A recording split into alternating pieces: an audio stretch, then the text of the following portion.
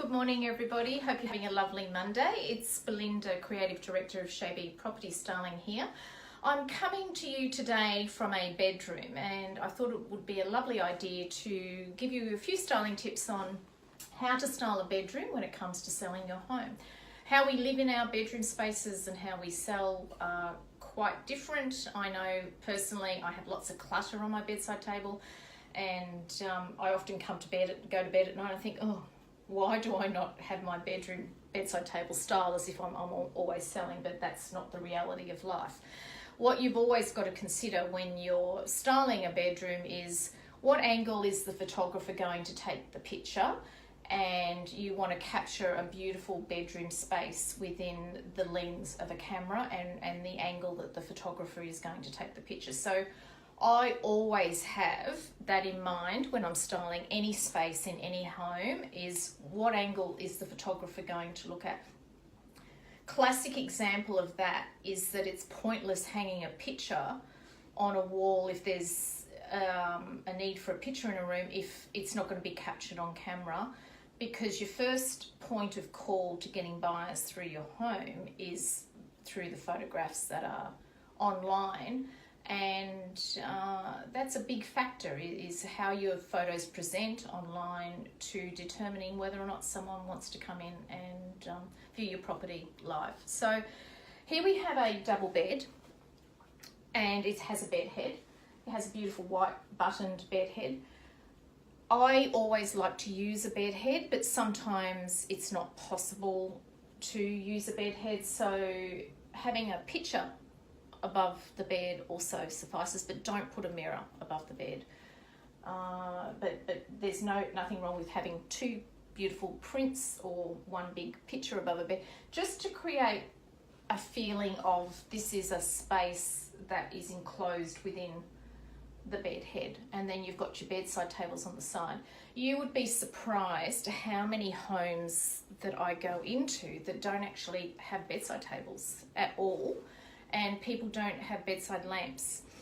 Another big secret when it comes to styling is that the lamps actually finish off a space, and it's better to have bigger lamps rather than smaller lamps because they create a lovely impression. So here's my daughter's bed. It's quite a high double mattress. I'll just drop the camera down there. So it's actually quite high, this mattress. If this was a thin mattress that I was styling, so if it was maybe that much thinner, I would put a big feather topper on underneath the sheets just to boost the bed up. So that's a little secret that you need to note.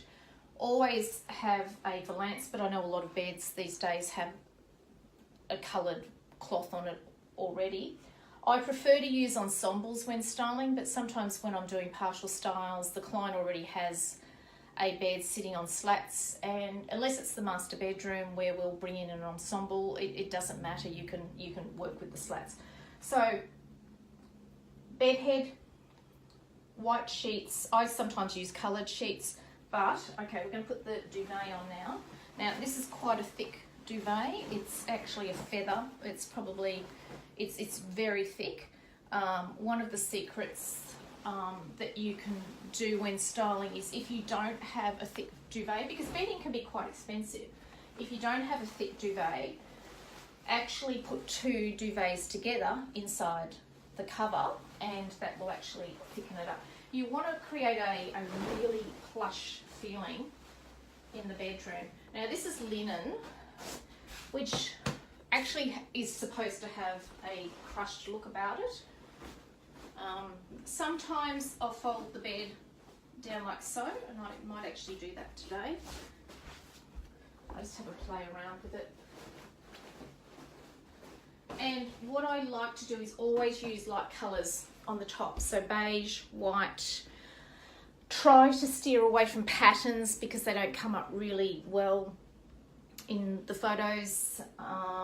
If you want to use coloured sheets, beautiful coloured sheets, but then pick it up with a white duvet. You can hire all these things through Chez, or quite often clients will actually think, oh, I need some new bedding, so I'm going to go and buy some new bedding and then I'll come in and I'll style it for you. That's another option. So here's a double bed. I always put Euro pillows on beds. A lot of people don't use Euro, so here I've got 2 grey Euros. I tend to put them at the back, but some stylists put them at the front. I just play around with it, but there's 2 that sit beside the bed head, and you're already creating a beautiful looking bedroom space. If you're styling a queen or a king size bed, I always use 3 Euro pillows because they just look lost with just 2. So next we're going to put 4 pillows. Personally, always use 4 pillows. Now, these are my daughter's feather pillows, and they're really soft. If I was styling a home for a client, I actually wouldn't use these because they're too soft. I'd use something that's a lot fuller. I am absolutely amazed at how many homes I go into, and people have these really, really, really flat pillows to sleep on. Go to Kmart, to Target, to Spotlight. For under $10, you can buy these big, puffy, full pillows, like these ones here, where you've got, you know, a bit of oomph about them, because they look so much better, because you can't actually sit a flat pillow up against the bed. So next we'll put these feather pillows, but I would generally, if I was selling, like I said, I would have fuller pillows. Here's the inside of the pillow. Put it to the inside of the bed, don't put it on the out so that you can actually see the pillow. Always pop it down the inside. Now I'm going to take these grey pillows and put them here. And that's the flap. That's the opening to the pillowcase, so I'm going to put that on the inside. And then I'm going to get some accent cushions. Now, depending on the bedroom, I put 2 there. Now sometimes I use 2, sometimes I use 3. So there's 2 blue pillows.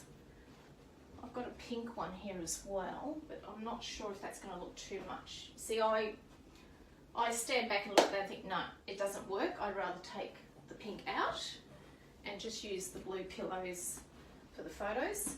Or what you can do is just put one blue in the middle, or we can take out both of the blues and just put one pink in the middle, which picks up the pink lampshades here. So that's the bed. Oh, I haven't got got a quilt on the end. Sometimes I just use just a simple throw rug. In this case, I've got a beautiful grey quilt just to finish the room off. And I might actually just put the blue pillows back because they give it a nice look. This is where you bring the colour into the space. So keep your bedroom's bedding neutral, but bring a bit of colour in through your cushions and your accessories. Now, bedside tables, these lamps are gorgeous. They're great size, great for reading, but I'm going to take all of these things off the bedside table. And I've got a little posy of flowers here. It's just something simple. Just for the photographs, it just finishes the room off. Little posy flowers there. And then on the other side, take this little basket off, and we'll just put a little book on the bedside table. I like to also sometimes add a little bit of greenery, just a little touch, or a candle. A candle can look really good. Actually, my daughter's got a candle here, so I put a candle over here. And there's a style bedroom. So as you can see, I'll just move out of the way. As you can see, if a photographer's coming in and now taking that picture, it actually presents really well as a bedroom, and people will say, wow, love that wallpaper, love those lamps. I think I'll go and have a look at the house. Have a great day. I might next week show you a little trick about how to sleep in a bed that's being styled for partials, because we do often make up clients' beds for partials, but they get to still sleep in the bed. So I'll do a little Facebook Live on a few styling tricks. So chat to you soon. Bye-bye.